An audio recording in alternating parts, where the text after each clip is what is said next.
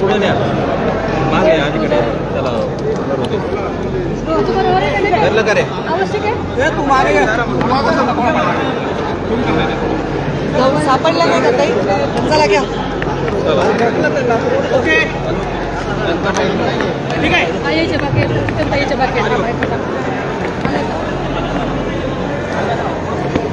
Yes yes मागा होता ना मी ठीक आहे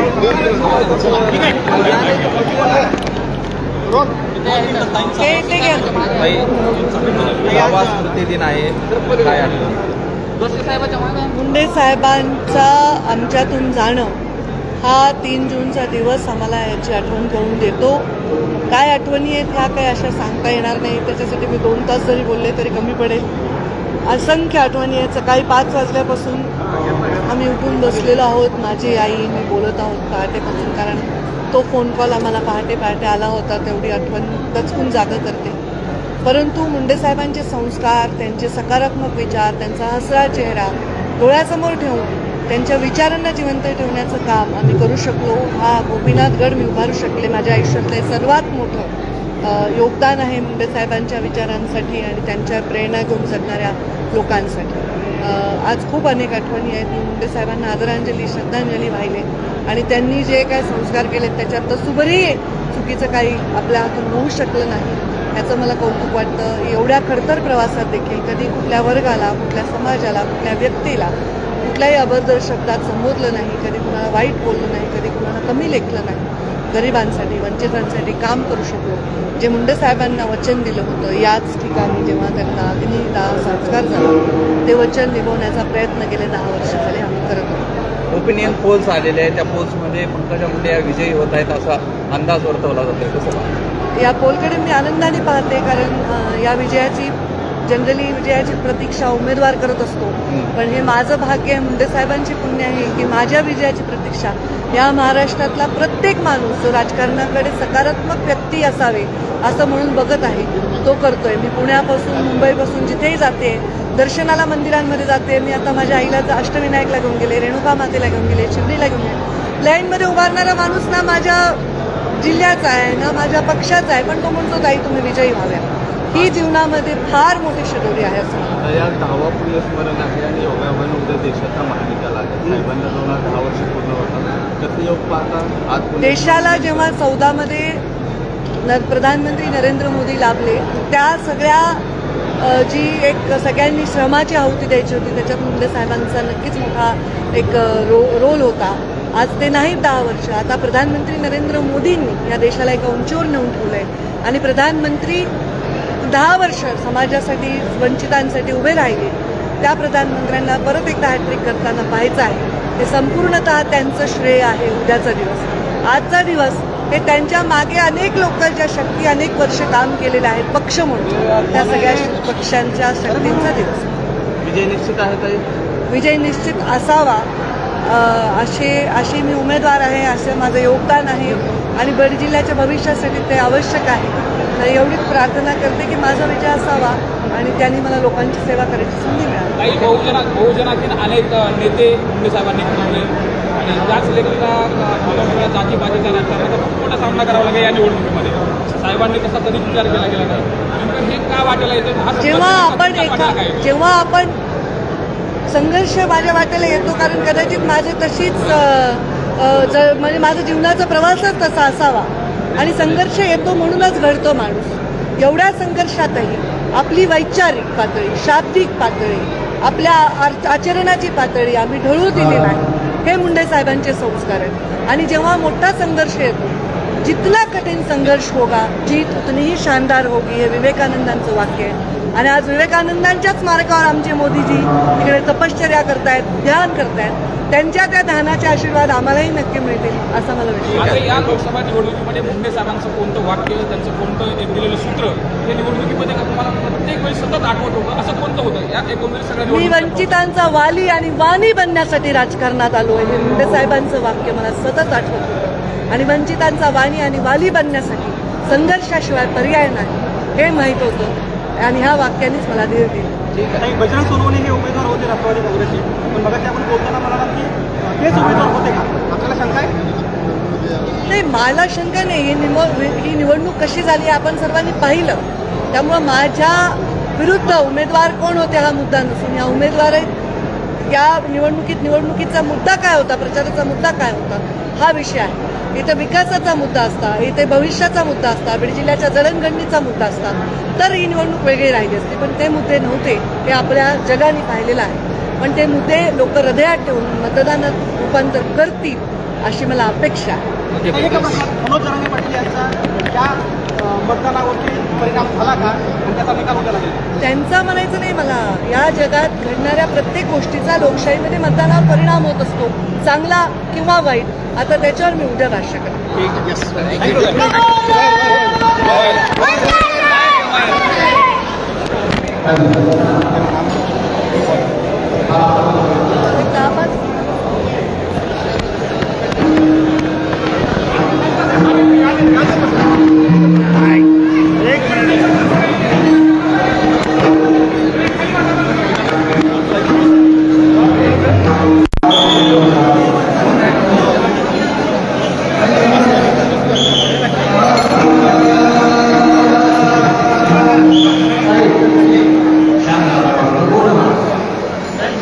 जब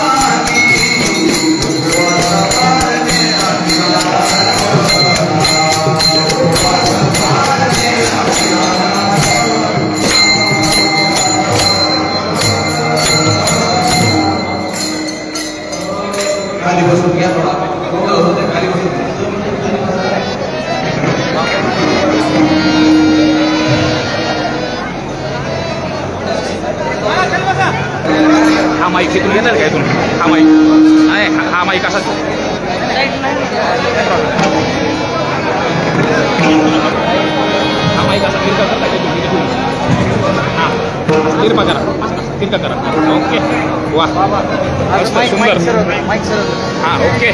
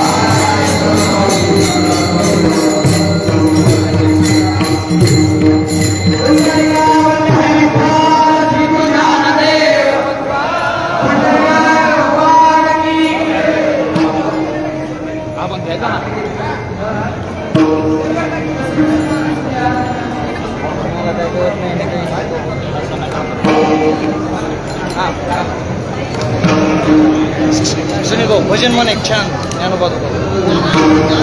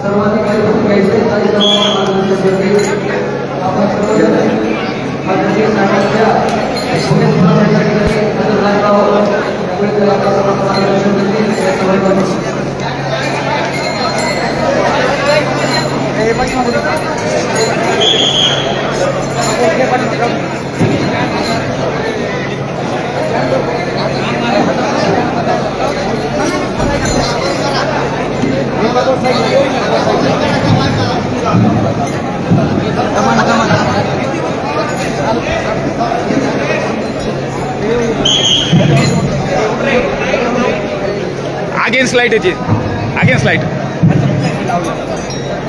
लाईट अगेन्स्ट यायला लागली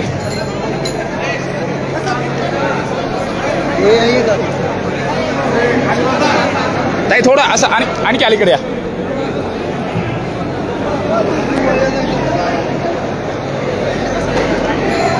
ताई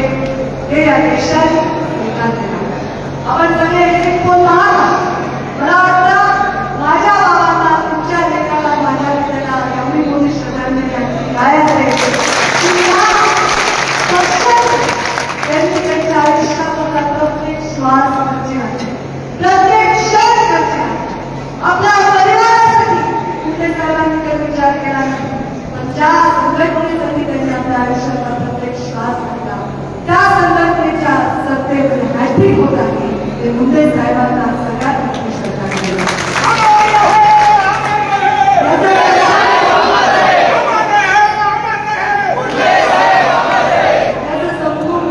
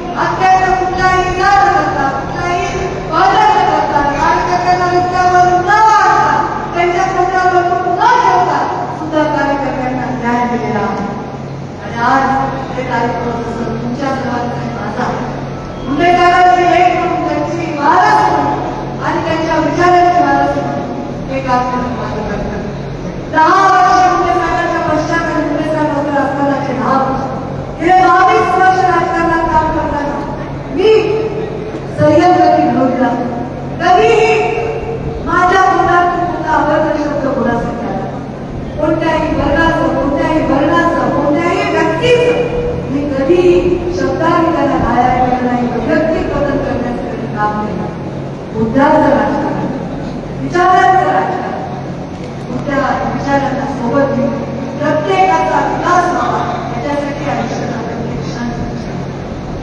संघर्ष वाटायला आला असा प्रश्न पिढ्याने विचारला. संघर्षाशिवाय आपल्या जीवनाला उजाळी देत संघर्षाशिवाय माणूस लक्षात राहत लक्षात राहिले ते त्यांच्या सत्तेमुळे नाही, त्यांच्या संघर्ष ते लक्षात राहिले ते त्यांच्या पदामुळे नाही, त्यांच्या प्रवासामुळे लक्षात. तेच वचन मुंडे साहेबांच्या समाधीसमोर मी तुम्हाला सर्वांना परत देतो की माझ्या जीवनात मी कधी थकणार झोपणार नाही,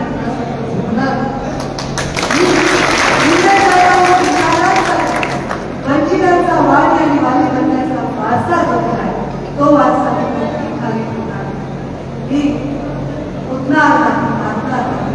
मुंडे साहेबांनी दिलेला तुमच्या सगळ्यांच्या दिलेला वारसा मी कधी राबणार नाही. आपला आचरण लोकांना आवडेल असं असावं. आता कलियुगामध्ये भारताच्या राजकारणात स्वतःच्या वैयक्तिक स्वार्थात पकडलेल्या लोकांचं काय आहे याच्यापेक्षा लोकांच्या हिताचं काय आहे याच्याकडे किमतीने काम करणारे वंचित आपल्या पुढच्या पिढीला कळेल. पिढी घडवणाऱ्या नेतृत्वांची गरज आहे, पिढी घडवणाऱ्या नेतृत्वांची गरज. समाजाला पुढे नेणाऱ्या समाजाला उच्च शिखरावर नेणाऱ्यांची गरज आहे, अधोगतीकडे नेणाऱ्यांची गरज. समाजाला जातीपातीच्या भिंती उभारून विचारांच्या वसा देणाऱ्या पिढीची गरज आहे. त्या पिढीचं एक कौतुक म्हणून काम करत राहील. उद्या आपल्या सर्वांच्या तुमच्या आशीर्वादाने मला विजय निश्चित मिळेल असं मला मतांचा विजय उद्या करणार आहे. आचरणाचा संयमाचा आणि आपल्या या प्रवासामध्ये कुठल्याही वेळेस आपलं आचरण घसरून देण्याच्या बाबतीचा जो विचार केला तर आपण प्रचारातच ही निवडणूक जिंकलेलो आहोत. म्हणजे राजकारणामध्ये एक सुंदर विजावापर करण्याची एक संधी होती. संघर्ष करत आला तरी मला वाटतं योग्य निर्णय आहे आणि भविष्यामध्ये त्या योग्य निर्णयावर सेवा करत राहील. मुंडे साहेबांच्या विचारांनी की आपण 10 वर्ष सेवा दिवस म्हणून आपण हा दिवस मानतो.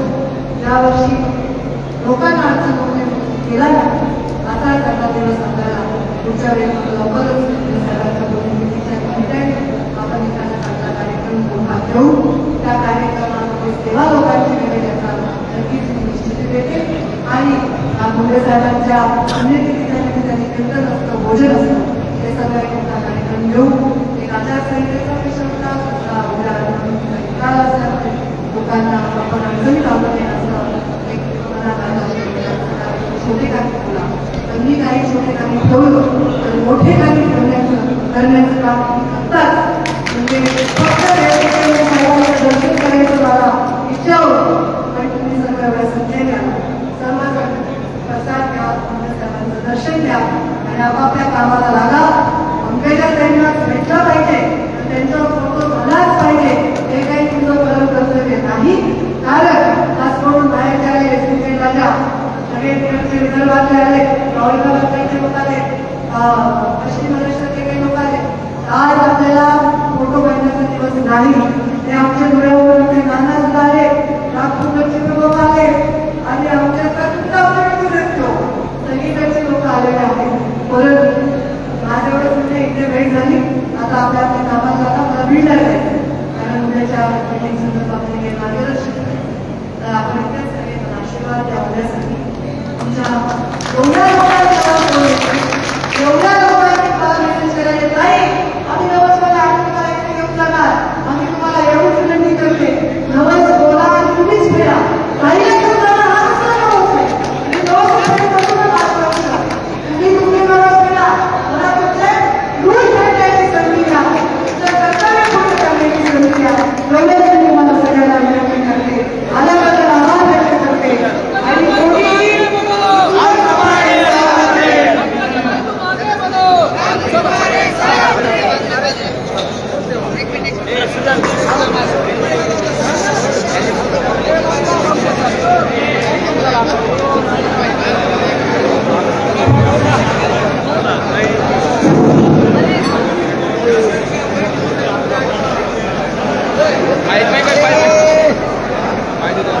काय देतील?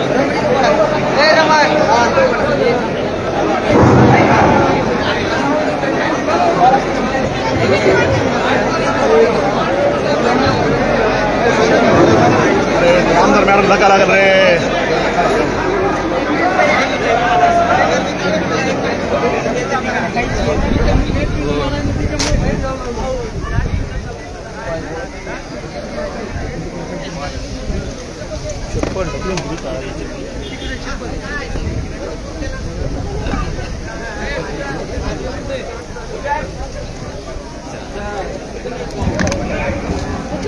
सर्वांना विनंती आहे, बाहेर प्रसादाचं आयोजन केलेलं आहे. प्रसाद घेतल्याशिवाय कोणीही जाऊ नये असे आपल्या सर्वांना या गडाच्या वतीने विनंती करण्यात येत आहे. सर्व या ठिकाणी जी मान्यवर सर्व क्षेत्रातून आलेल्या सर्व पदाधिकाऱ्यांना आणि सर्व मान्यवरांना, राजकीय सर्व क्षेत्रातील सर्व मान्यवरांना विनंती आहे की कोणीही प्रसाद घेतल्याशिवाय जाऊ नये. सर्वांनी प्रसाद कक्षाकडे जाऊन प्रसाद घ्यायचा आहे. अशा सर्वांना कोकणात मुंबई प्रतिष्ठानच्या वतीने विनंती करण्यात येत आहे.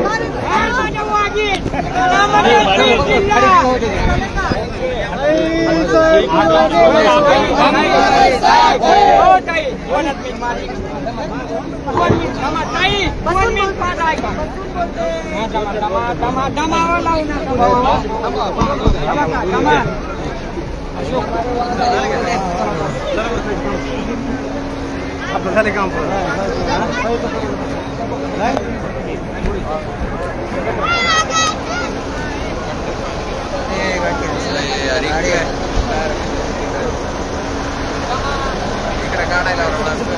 सारख्या सारख्या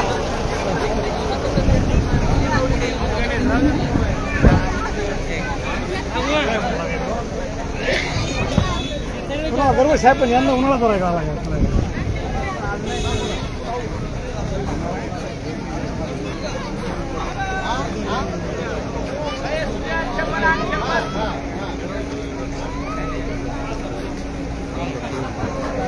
हॅलो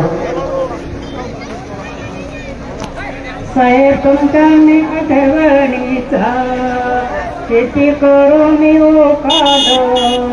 उघडा की डोळे बघा की साहेब, आपल्या ताईचा निकाल. उघडा की डोळे बघा की साहेब, आपल्या ताईचा निकाल. किती पंखाच्या करातीचा तुझ्या जीवाची घोडा तोड. तुझा आहेच पंखजा आमच्या काळजाचा गड. तुझा आहेच पंखजा आमच्या काळजाचा गड. नाही सोन्याची लोभी नाही धनाची लोभी, आहे बीड जिल्ह्याची दुलभी मुंडे साहेबाची पंखजा मुलगी. लहानाचं मोठं केलं धरुणी हाताच्या बोटाला. कशी वागीन आलीस पंखजा मुंडे साहेबाच्या पोटाला. लहान बहिणीचं वैभव मोठ्या बहिणीला मिळालं. प्रीतम ताईचं प्रेम कर आता जनतेला मोळालो. नाही सोन्याची लोभी नाही धनाची लोभी, आहे शेतकऱ्याची दुलबी मुंडे साहेबाची पंखजा मुलगी. मुंडे साहेबाची पंखजा मुलगी. किती करू मी उखालो. उघडा की डोळे बघा की साहेब, चार जुना वखार तिला वाघिणी सावनी काल. उमगल समाला हे पाण्याच्या कड्यात, बहुमताचा हार घालू वाघिणीच्या गळ्यात.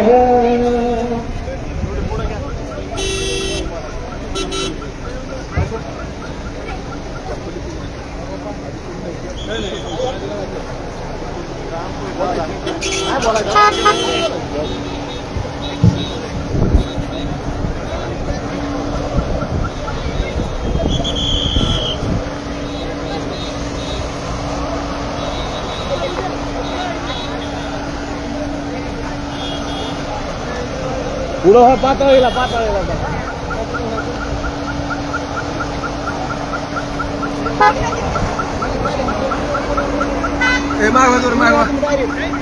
मुद्दा बघा